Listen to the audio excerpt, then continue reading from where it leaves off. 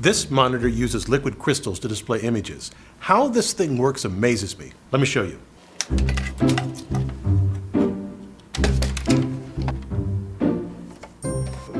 Let's start at the back of the screen. If you look here, you'll see a row of LED lights at the bottom called the backlight. These are the only lights in the monitor. Next, I'll put in what's called the optical system, which makes the light even across the back of the screen. Now, the first sheet makes a nice, even white background for the light. The next piece is called a light guide plate. You can see it's covered with dots. When light enters from the bottom edge, it propagates down the plate by total internal reflection, unless it hits one of the dots. And they make some of the light rays emerge out of the front. Then engineers place a diffuser film. It helps eliminate the dot pattern from the light guide plate. Then comes a prism film. You can notice here that where I have the sheet, it's much brighter than where it isn't. So at this point, if we put the last diffuser film on, we have a very evenly lit surface, all from a single row of LED lights at the bottom.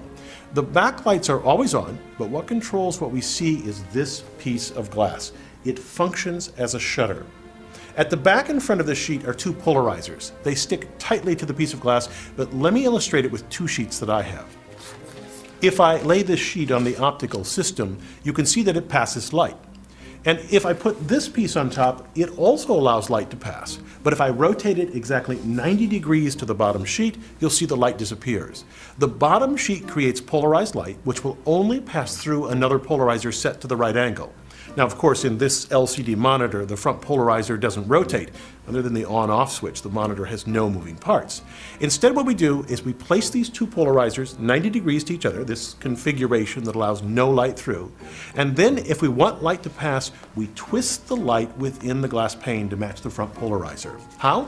Well, it's the simple-looking piece of glass that does all the magic. Let me put it back on, and you can see that the image reappears. I just love that. It's actually a sandwich of glass. Engineers fill the space between the panes with tiny glass beads to keep them separated, and with organic molecules known as liquid crystals. The crystals have interesting properties in that they do not allow light to pass uniformly along both axes. Grooves are formed on the surface of both pieces of glass at 90 degrees to each other. The molecules in between line up in a beautiful helix. When light from the backlight passes through the first polarizer and enters the sandwich, it's rotated by the liquid crystals so as to allow it to pass through the second polarizer and emerge out the front of the screen. This is known as the normally white mode. Applying an electric field across the sandwich causes the crystals to line up lengthwise. Now, the light that passes through the front polarizer is not rotated by the crystals and can no longer pass through the front of the screen. We call this the normally black mode. Now that we can control the light through the glass, how do we get color? Let's look in detail at the piece of glass. By controlling the voltage between these transparent electrodes, we can control the intensity of the light that passes through. Now, there's much more to the glass plate. Let's examine this section where my sleeve meets the gold background. If we zoom in, you can see it's made of pixels. If I turn off the image and backlight the glass sandwich, you can see the screen contains red, green, and blue sections. These are subpixels. The three together make a single pixel. In the sandwich, they are simply colored tiles that overlay the front transparent electrodes. They follow the RGB color model. We adjust the electrode shutter behind the subpixels so that they make up a particular color.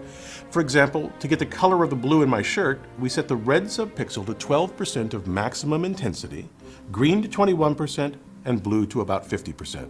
And now for the last critical piece in the glass sandwich.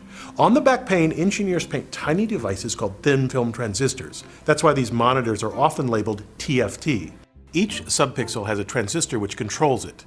This transistor you see here functions as a switch that allows the screen to be updated row by row. By applying a voltage to a specific row while keeping the other rows grounded, we allow each subpixel in that row to receive video data coming from the top of the screen. Only one row can receive information at a time, but the speed with which this happens for each row is so fast that your brain blends it into a fluid image. What an amazing device, and also the technology that allowed computing to go mobile. Imagine laptops, cell phones, and tablets without lightweight screens. I'm Bill Hammack, the Engineer Guy.